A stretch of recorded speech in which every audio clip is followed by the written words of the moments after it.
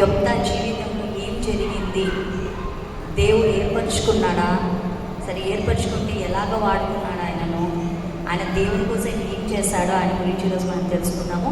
చిన్న ఈ యొప్తా గురించి చెప్పే ముందు మొదటిగా మన పరిశుద్ధ గ్రంథంలో మొదటి పుస్తకం ఏంటి? పాత నిబంధనలో ఆదికాండం.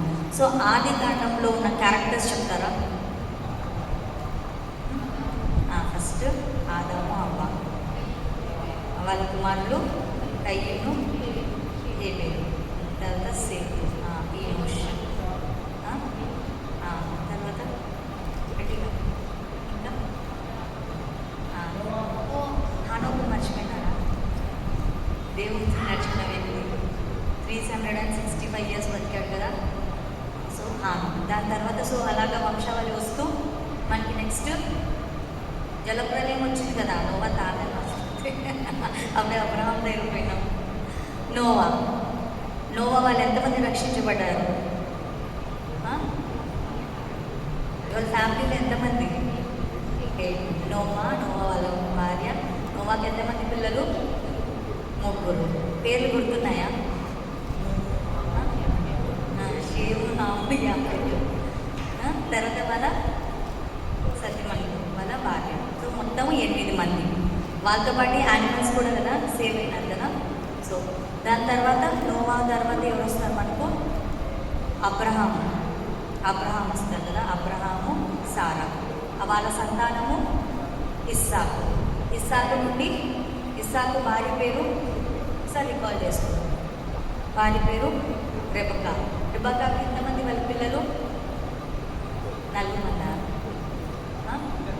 2 మందా? 2 ట్విన్స్ కదా వాళ్ళు. నేను వస్తాను ఫస్ట్ వాళ్ళ తమ్ముడు కాలు పట్టుకున్నాడు కదా వాళ్ళ అన్నని. ఎవరు? ఏషావు అన్న, యాకోబు తమ్ముడు. So twins. సో అక్కడి నుంచి యాకోబు నుండి 12 గోత్రాలు వచ్చాయి కదా. 12 గోత్రాలు. సో అక్కడి నుంచి తర్వాత వాళ్ళు బానిసత్వంలో వెళ్ళి 12 గోత్రాల్లో ఒక king, who is the king of Egypt? యోసేపు తర్వాత మనకి అయిపోయిన ఆదికాండం బుక్ 50 చాప్టర్స్ అయిపోయినాయి కదా. సో ఇంత సింపుల్గా చెప్పేసాం. సో యోసేపు అప్పుడు ఇజ్రాయెల్ అంటే దేవుడు నమ్మిన పిల్లలు ఈజిప్ట్ వెళ్ళిపోతారు కదా. వాళ్ళకి కరువు వచ్చినందుకు ఆడికి వెళ్ళిపోయినాక యోసేపు రాజు చనిపోయాక వాళ్ళు హ్యాపీగా ఉన్నారా? బానిసత్వంలో వెళ్ళిపోయినారు కదా. ఫరో రాజు వాళ్ళని ఎంతగానో శ్రమ పెట్టేవాళ్ళు. ఎందుకు? వాళ్ళు బలవంతులు, they are the strong people. వీళ్ళు మా మీద ఏలుతారు, మా మనుషుల మీద వీళ్ళు ఏలుతారు అని వాళ్ళని శ్రమ పెట్టేవాడు అన్నాడు కదా. దాని తర్వాత వాళ్ళు దేవునికి మొరపెట్టుకున్నప్పుడు దేవుడు ఎవరిని పంపించాడు? ఒక లీడర్గా మోషేని ఏర్పరచుకున్నాడు. మోషేని పంపించి ఎన్నో గొప్ప కార్యాలు చేస్తాడు కదా. మనకి 10 తెగుళ్ళు తెలుసు కదా. 10 తెగుళ్ళు ఏమైనా గుర్తున్నాయా? అంటే దేవుణ్ణి, ప్రజల్ని బయటికి తీసుకొని రావడానికి 10 తెగుళ్ళు చేస్తారు కదా. ఏం చేశాడు? వాళ్ళు రెడ్గా మార్చి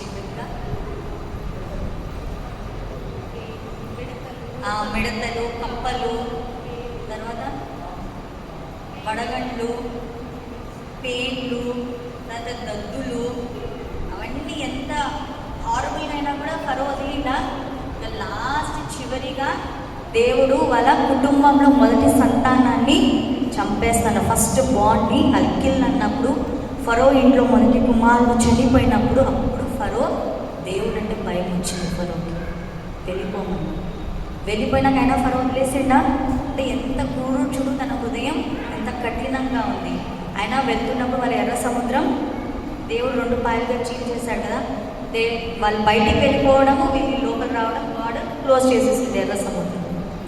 సో అక్కడి నుంచి దాదాపు మోషే 6 లక్షల పైన మందిని నడిపించింది. వాళ్ళు హ్యాపీగా మోషేతో పాటు వెళ్ళిపోయినారా? లేదు కదా. దేవుడు మన్నాని, శ్రేష్టమైన మన్నాని కురిపిస్తా అంటే ఇదేంటి తెల్లగా తొమ్మిది గింజలుగా ఉన్నాయి, ఇదే నేను తినాలనా, ఎప్పుడు ఇదేనా మాకు అని మాకైతే ఈజిప్ట్లోనే ఆ శ్రమ బ్రతికే మాకు బాగుంది. అంతే కదా. మనం కూడా గాడ్ని అడిగినప్పుడు ఇచ్చిన ఓకే గాడ్ థ్యాంక్ యూ అంటాం. మనం అలాగా వాళ్ళు అలాగే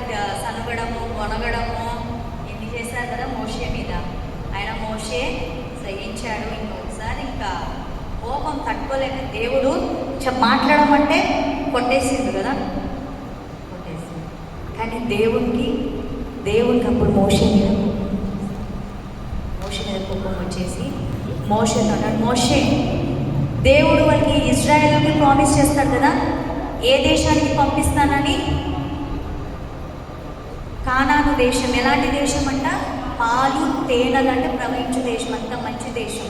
పాలు అంటే మంచి హెల్తీ అంటాం కదా, తేనె అలాంటి మంచి శ్రేష్టమైన దేశానికి నేను నడిపిస్తాను. అప్పుడు మోషే దేవుడు చెప్పినట్టు మాట్లాడమంటే కొట్టేశాడని దేవుడు అంటాడు, మోషే నువ్వు కానాను దేశానికి వెళ్ళవు వెళ్ళవు. సో అదే దేవుడు చెప్పిన విధంగా లాస్ట్ మోషే పోలేదు కానాను దేశానికి. సో వాళ్ళు అలాగా ఎర్ర సముద్రాన్ని దాటుకుంటూ చాలా ప్రజలు అంటే చాలా ట్రైబ్స్ని దాటుకుంటూ వెళ్తున్నప్పుడు కదా మోషే 2 మందిని అనుకుంటాడు. తర్వాత అదే కదా మనకి ఆదికాండం తర్వాత గాడ్ మోషేకి 10 కమాండ్మెంట్స్ ఇస్తాడు కదా, ఇలాగ నువ్వు బ్రతకాల, ఇలాగా ఉండాలి అని 10 కమాండ్మెంట్స్ ఇచ్చాడా మోషేకి. సో అంతేకాకుండా అక్కడ బలి, ఎలాంటి బలిని ఇవ్వాలి, ఎందుకు దహన బలి ఇవ్వాలి అని చాలా చెప్పాడు గాడ్ అక్కడ. అదే ధర్మశాస్త్రం అంటాం కదా, ఇదే ధర్మశాస్త్రం. సో అవన్నీ గాడ్ దేవుడు మోషేకి నువ్వు వెళ్ళవు అన్నప్పుడు 2 మందిని ఎన్నుకుంటాడు. ఎవరు వాళ్ళిద్దరు? యెహోషువ, కాలేబుని ఎన్నుకుంటాడు. వాళ్ళు యోధులుగా దేవునికి లోబడిన ప్రజలుగా ఉన్నాడు. అందుకే యెహోషువతో ఉంటాడు కదా, నువ్వు దివారాత్రములు నా ధర్మశాస్త్రాన్ని ధ్యానించినప్పుడు నువ్వు విజయాన్ని చూస్తావు, నీ కుటుంబం దీవించబడుతుంది అంటాడు. సో యెహోషువ కూడా దేవునికి లోబడి నమ్మకంగా దేవుని కోసం బ్రతికాడు. సో యెహోషువ అయిపోయినాక తర్వాత ఏంటంటే ఆయన మనల్ని తనకు చేరుగా చేసుకోవాలనుకుంటా ఉంటాడు, కానీ మనమే దూరం అయిపోతూ ఉంటాము. అక్కడ ఇజ్రాయేల్ కూడా మోషే పోయి దేవుని సన్నిధిలో ఉన్నప్పుడు కొండ మీద కింద ఏం చేసుకున్నారు వాళ్ళు? మాకు దేవుడు లేడు, ఎవరు లేడు, దూరం చేసుకున్నాం కదా. దేవుడికి విగ్రహారాధన అంటే చాలా కోపం ఉన్నారు. మళ్ళీ దేవుడు వాళ్ళకి విడుదలేస్తున్నాడు, దేవుడు వాళ్ళని బానిసత్వం నుంచి రక్షిస్తాడు. సరే యెహోషువ అయిపోయింది, కాలేబు అయిపోయినాక వాళ్ళ తర్వాత నెక్స్ట్ న్యాయాధిపతులు వచ్చారు. అంటే ఏం చేస్తారు వాళ్ళు? అంటే దేవుని ఇజ్రాయేలు ప్రజలకి వాళ్ళకి న్యాయం తీర్చేవారు. అంటే దేవుని ఆత్మ వాళ్ళ మీద ఉంటుంది, దేవుని మీద ఆధారపడి బ్రతికేవారు అనమాట. ఇజ్రాయేల్ నుండి స్వాధీనపరచుకోవడానికి అమ్మోనీయులు వస్తున్నారు. ఎవరి అమ్మోనీయులు? ఎక్కడి నుంచి వీళ్ళు వచ్చారు అమ్మోనీయులు అంటే మనకు లోతు తెలుసా? అబ్రహాము సహోదరుడైన లోతుకి 2 మంది కుమార్తెలు ఉన్నారు. ఆదికాండం 19వ అధ్యాయం 38వ వచనంలో ఉంటుంది చూడండి. లోతుకి 2 కుమార్తెలు. ఆ 2 కుమార్తెలు వాళ్ళ తండ్రితోటి శయనిస్తా అంటే తప్పు చేస్తారు. తప్పు చేసినప్పుడు పెద్ద కుమార్తె బానిసలు ఉన్నారు. 10వ వచనము. అప్పుడు ఇశ్రాయేలీయులు, మేము నీ సన్నిధిని పాపము చేసి ఉన్నాము, మా దేవుని విడిచి బయలులను పూజించి ఉన్నామని యెహోవాకు మొరపెట్టగా ఏం చేశారంట వాళ్ళు? ఇశ్రాయేలీయులు బయలుదేవతలు, అన్య దేవతలు, విగ్రహాన్ని పూజించారంట. అలాగ పూజించినప్పుడు దేవుడికి కోపం వచ్చిందా లేదా? కోపం వచ్చింది. కాబట్టి వాళ్ళకి అన్య జనాంగంకి అప్పగించేశాడు దేవుడు. మన జీవితంలో కూడా దేవుడు మాట్లాడేవాడు, లేకపోతే దేవుడు ఆలోచన చెప్పేవాడు, ప్రేరేపించేవాడు. ఒకవేళ ఏదైనా తప్పు చేస్తున్నప్పుడు, ఏదో తప్పుడి ఆలోచనలో మనము నిర్ణయం తీసుకున్నప్పుడు గాడ్ విల్ గైడ్ us. కానీ కొన్నిసార్లు మనం వినం. మనకు నాకు కావాలని విల్ నెగ్లెక్ట్ ఇట్. అప్పుడు ఏం చేస్తాడు దేవుడు కూడా? సరే వదిలేస్తాడు దేవుడు కూడా. అలాగే వీళ్ళు కూడా చేయొద్దన్నా, విగ్రహారాధన చేయొద్దన్నా అంటే గాడ్ హస్ లెఫ్ట్ టు అమోనైట్స్. లేదా దేవుడు 13వ వచనము. అయితే మీరు నన్ను దేవుడు మాట్లాడుతున్న యెహోవా దేవుడు, అయితే మీరు నన్ను విసర్జించి అన్య దేవతలను పూజించితిరి గనుక నేను ఇకను మిమ్మును రక్షింపను. విసర్జించేశారంటే త్రోసివేసేశారు దేవుణ్ణి. మాకు నువ్వు వద్దు అని తీసేశారు దేవుణ్ణి. అవుతాయా? విగ్రహాలు మాట్లాడతాయా? విగ్రహాలు మన సమస్యల్ని వింటాయా? లేదు కదా. విగ్రహాలు మూగవారే కదా. కానీ సజీవుడైన యెహోవా దేవుడే మన సమస్యల్ని తీర్చే దేవుడు. ఎంత ప్రాబ్లం, ఎంత కఠినమైన ప్రాబ్లం, ఎంత చిక్కులో ఉన్న ప్రాబ్లం అయినా కూడా, అయ్యో నేను సమస్య నుంచి బయటికి రాలేనేమో అన్న ఆ సమస్యలో నుంచి కూడా దేవుని దగ్గర మొరపెట్టి ఆయన మీద మనం ఆనుకొని జీవించినప్పుడు, ఆయన ఇచ్చే సమాధానం కోసం మనం పేషెన్స్గా వెయిట్ చేసినప్పుడు, అది ఆ ఇరుకైన మార్గాన్ని కూడా దేవుడు సరళం చేసే దేవుడు. దాన్ని ఎంత ఈజీగా చిక్కుముడిని తీసే దేవుడు. అలాంటి సజీవుడైన దేవుడు. అలాంటి దేవుడికి కోపం వచ్చేసింది. మీరు విగ్రహారాధన చేస్తున్నారు, నా మాట వినడంలా, నాకు లోబడి జీవించడంలా, నేను ఎంత ఇష్టంగా మిమ్మల్ని చేసుకున్నాను, నేను ఇష్టంగా నా స్వరూపాన్ని మీకు ఇచ్చాను, నా ఊపిరి నేను మీకు ఇచ్చాను, కానీ మీరు నా మాటకు లోబడ్డం లేదు. ఆ దేవతలు చెప్పుకోండి, మరి మిమ్మల్ని రక్షిస్తారేమో, ఆ అమోనియల్ నుంచి మీకు విడుదల ఇస్తారేమో అని దేవుడు అలాగా వాళ్ళతో సెలవిచ్చారనమాట. సో ఇంకా అమ్మోనీయులు ఇజ్రాయేల్ యుద్ధానికి వస్తున్నారు. అప్పుడు వీళ్ళకు గిలాదు వారికి బ్యాక్ వస్తాం మరి యొప్తా దగ్గర. అప్పుడు గిలాదు వారికి ఎవరు గుర్తొచ్చాడు? యొప్తా గుర్తొచ్చాడు. ఎందుకు యొప్తా గుర్తొచ్చాడు? వెలివేశారు కదా ఊరిలో నుంచి, వాళ్ళ ప్రాంతంలో నుంచి. ఈయన వేశ్య పుట్టిన కుమారుడు. ఈయన మన ఊర్లో ఉంటే మనకు అపశకనం అంటారు కదా, మన ఊర్లో ఉంటే మనకు మంచి జరగదు. అలాంటి లోకమైన ఆలోచనలతోటి ఆ యుద్ధాన్ని వాళ్ళ కుటుంబ సభ్యులు, ఆ ఊళ్ళో ఉన్నవారు వెలివేసేస్తారు. కానీ ఇక్కడ దేవుడు ఏం సెలవిస్తున్నాడు? అందుకే మొదటి వచనంలో గిలాదు వాడైన యొప్తా పరాక్రమము గల బలాఢ్యుడంట. ఇప్పుడు ఆ అమ్మోనియుల నుంచి ఇజ్రాయేల్ విడుదల కావాలంటే ఎలాంటి వారు గల యుద్ధంలో? బలాఢ్యులు, స్ట్రాంగ్ మెన్ కావాలి కదా, మైటీ. అలాంటి పరాక్రమం గల వాడు కాబట్టి ఆ యొప్తా మనకు కావాలని ఆ ఊరు పెద్దలు అనుకుంటారు. ఆ యొప్తా మనతో ఉన్నప్పుడు మనకు విజయం కలుగుతుంది, మన అమ్మోనియల బానిసత్వం నుంచి మనము విడుదల అవుతాము అని. సరే అన్న యొప్తాన్ని ఎత్తుకుండా యొప్తా దగ్గరికి వెళ్తారు అన్నమాట. 4వ వచనం. కొంతకాలమైన తరువాత అమ్మోనీయులు ఇశ్రాయేలుతో యుద్ధము చేయగా, అమ్మోనీయులు ఇశ్రాయేలుతో యుద్ధము చేసినందున గిలాదు పెద్దలు టోబు దేశం నుండి యొప్తాను రప్పించుటకు పోయి, నీవు వచ్చి మాకు అధిపతివై ఉండుము, అప్పుడు మనము అమ్మోనీయులతో యుద్ధము చేయుదామని యొప్తాతో చెప్పింది. సరే, యొప్తాతో అంటున్నా, నువ్వు మాకు అధిపతిగా ఉండు, మాకు కమాండర్గా, మాకు జడ్జిగా ఉండు, అప్పుడు మనం యుద్ధం చేస్తే మనకు గెలుపు వస్తుంది, బానిసత్వం నుంచి మనల్ని దేవుడు విడుదలిస్తాడని. అప్పుడు 7వ వచనం.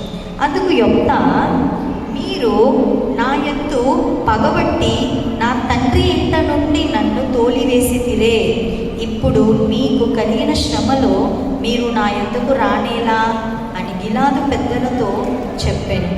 యొప్తా అంటున్నాడు, ఇంత బాధ ఉందండి ఆయనలో. ఆ ఊరిలోంచి వెలివేశాడు, ఎవరు తెలియని ఊరి ప్రాంతానికి వెళ్ళాడు.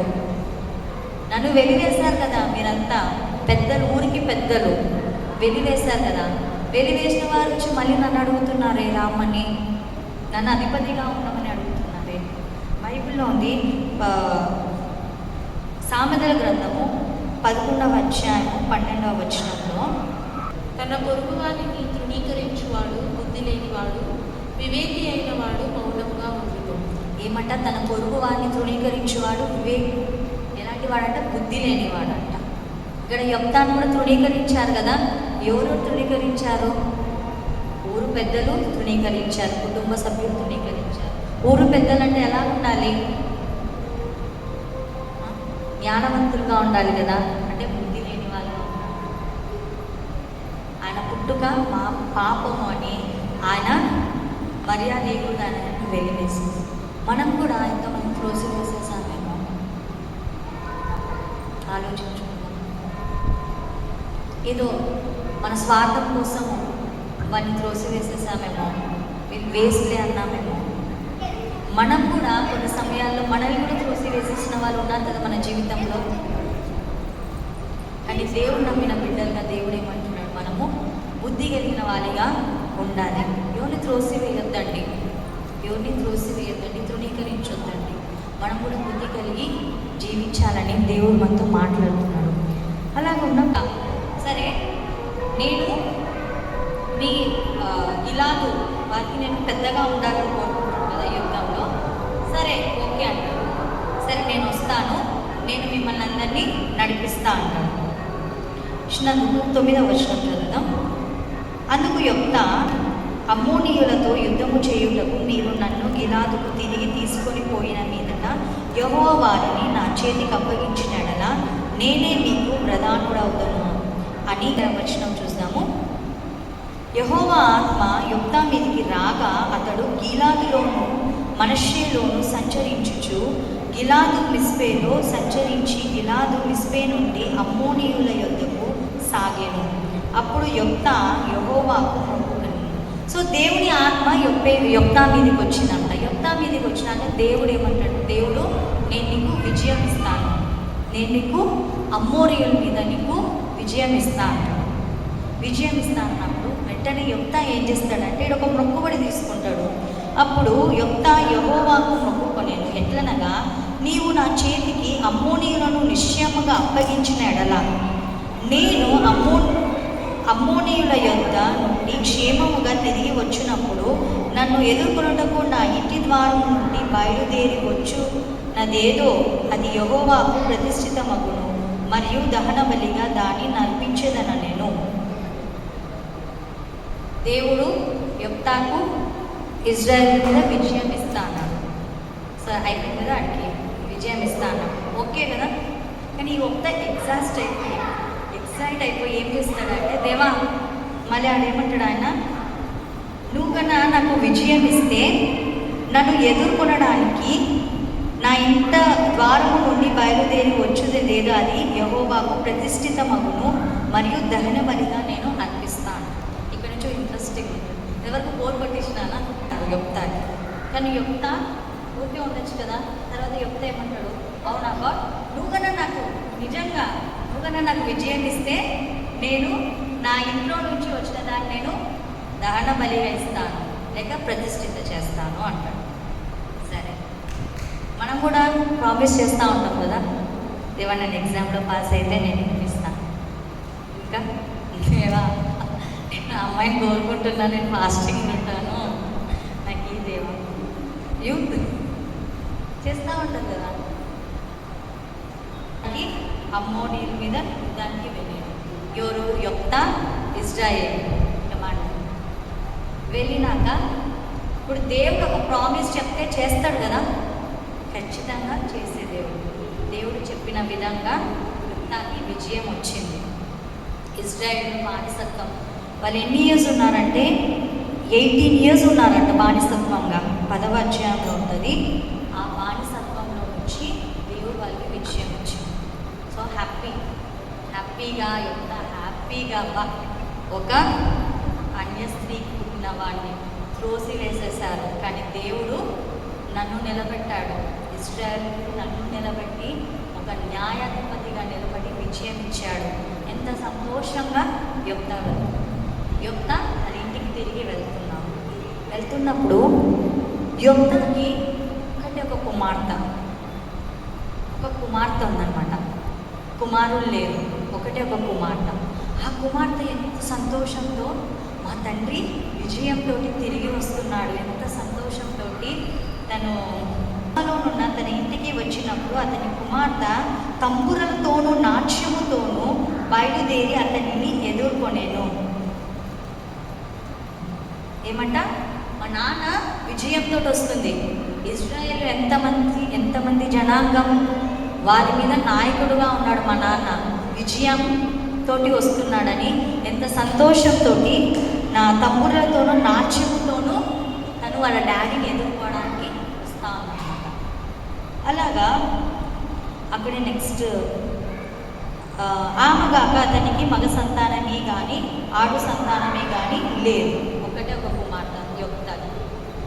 వాళ్ళ కుమార్తె తన తండ్రిని ఎదుర్కోవడానికి వస్తున్నప్పుడు వాళ్ళ డాడీ ఎవరు చూస్తాడు? ఇప్పుడు వాళ్ళ కుమార్తె చూసినప్పుడు. కాబట్టి అతడు ఆమెను చూచి తన బట్టలు చింపుకొని, అయ్యో నా కుమారి, నీవు నన్ను బహుగా కృంగజేసితివి. తన బట్టలు చింపుకున్నాడు. ఎందుకు తన బట్టలు చింపుకున్నాడు? ఏం బలిస్తా అన్నాడు? అందరు చూసినప్పుడు ఎంతో సంతోషంతో, ఎంతో విజయంతో వచ్చిన ఆ యొప్త బట్టలు చింపుకున్నాడంట. అయ్యో నాకు ఒక్కటే ఒక కుమారుడు లేడు కదా, ఇంకొక కుమార్తె ఉందా? లేదు. నేను ఇక్కడ తను ఎందుకు అలాగ బట్టలు చింపుకోవాలి? దేవునికి ప్రతిష్ఠిత అంటే దేవుల్లోనే, అంటే దేవునికి సేవకు సమర్పణ. ఇప్పుడు సమూయేలు గురించి కూడా మనకు తెలుసు కదా, వాళ్ళ తల్లి కూడా మొక్కుకుంటుంది, సమూయేలు నాకు గర్భఫలం నాకు ఇస్తే మొదటి కుమారుణ్ణి నేను నీ ఆలయంలోకి ఇచ్చేస్తాను, నీ సేవకే ప్రతిష్ఠిత చేస్తానని సమూయేలు వాళ్ళ తల్లి చెప్పిన విధంగా, దేవునికి మొరపెట్టిన విధంగా దేవుడు తన కుమారుని ఇచ్చిన సమూయేల్ని దేవాలయంలో వదిలేసింది. మనం కూడా ప్రతిష్ఠితమైన జనాంగమేనా? సరే ఆలోచించుకుందాం. దేవుడు మనల్ని ఏర్పరచుకున్నాడు కదా, దేవుడు మనల్ని ఏర్పరచుకున్నాడు. ఆయన రక్తంతో మనం కడగబడ్డ వారమే కదా, ఆయన పిల్లలమే కదా. మనం కూడా ఆయన సేవ చేసేవారిగా మనం కూడా ఉండాలి. ఇక్కడ యొప్తాకి కుమారుడు లేడు, తర్వాత నా వంశం కావాలనుకున్న కుమారుడు లేదు. సరే, ఒక కుమార్తె, ఇక తను వివాహం చేసుకోకూడదు. సరే, ఒక తండ్రిగా న్యాచురల్గా ఆలోచిస్తే, ఒక తండ్రిగా వాళ్ళ పిల్లలకి వివాహం అయినాక వాళ్ళ గ్రాండ్ చిల్డ్రన్స్ని ఎత్తుకోవాలి, చూసుకోవాలి అన్న ఒక ఇది ఉంటుంది హ్యాపీగా. సో ఇది లేదే నాకు ఒక కుమార్తెకు ఘనంగా వివాహం చేయాలనుకున్నాడేమో తను. She's a teenager, she's young girl. వివాహం చేయాలనుకున్నాడు, కానీ అది చేయలేకపోతున్నాను అన్న దానికోసం ఆయన బట్టలు చెప్పుకున్నాడు. మన తండ్రి యెహోవాకు మాట ఇచ్చి ఉంటివా, నీ నోటి నుండి బయలుదేరిన మాట చొప్పున నాకు చేయుము. యెహోవా నీ శత్రువులైన అమ్మోనీయుల మీద పగ తీర్చుకొని ఉన్నాడని అతనితో నన్నెను. కాబట్టి యొప్తా కుమార్తె వాళ్ళ తండ్రికి లోబడింది. సరే, ఎంత ఇష్టంగా, ఎంత బాధగా, సరే నువ్వు యెహోవా దేవునికి మాట ఇచ్చావు, శత్రువులైన అమ్మోనీయుల మీద దేవుడు విజయం ఇచ్చాడు, కాబట్టి ఆ మాట ప్రకారం నేను లోబడతాను. కానీ అందుకు దాన్ని ఏమంటుందంటే 37వ వచనం, మరియు ఆమె నా కొరకు చేయవలసినదేదనగా 2 నెలల వరకు నన్ను విడువుము, నేనును నా చెలికత్తెలు పోయి కొండల మీద ఉండి నా కన్యత్వమును గూర్చి ప్రలాపించదనని తండ్రితో చెప్పగా అతడు పొమ్మని చెప్పి 2 నెలల వరకు ఆమెను పోనిచ్చాను. సరే, ఆమెను ప్రలాపించదని తండ్రితో చెప్పగా 38వ వచనం, అతడు పొమ్మని చెప్పి 2 నెలల వరకు ఆమెను పోనిచ్చాను కనుక ఆమెను చెలికత్తెలతో కూడా పోయి కొండల మీద తన కన్యత్వమును గూర్చి ప్రలాపించాను. ఆ 2 నెలల అంతమున ఆమె తన తండ్రి యొద్దకు తిరిగి రాగా అతడు తాను మొక్కుకొనిన మొక్కుబడి చొప్పున ఆమెకు చేసింది. సరే, వాళ్ళ తండ్రి యొప్తా దేవునికి చెప్పినట్టు తనను దేవాలయంలో యొప్తా కుమార్తెను ప్రతిష్ఠిస్తాడనమాట.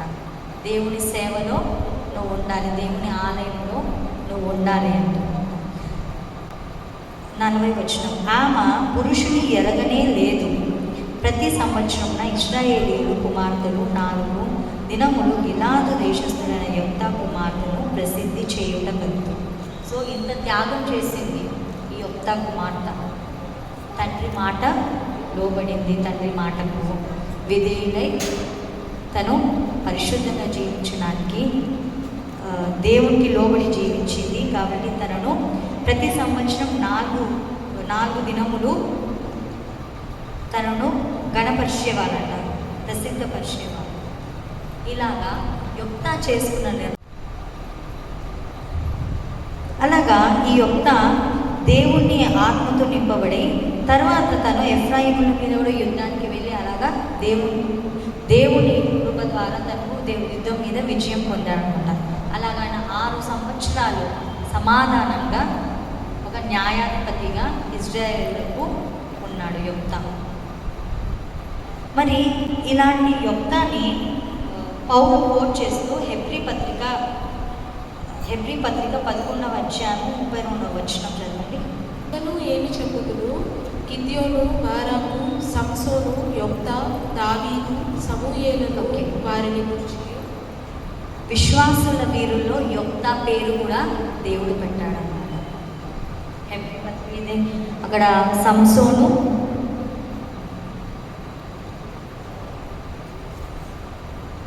గిద్యోను, బారాకు, సంసోను, యొప్తా, దావీదు, సమూయేలు.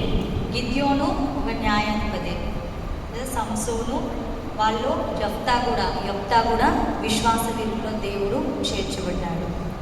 ఇలాగా యొప్తాని తృణీకరించేశారు, యొప్తాని త్రోసివేసేశారు. అలాంటి యొప్తాని దేవుడు ఒక నాయకుడుగా లేపాడు. దేవుడు ఒక నాయకుడుగా తనను నిలబెట్టాడు. ఎందుకు?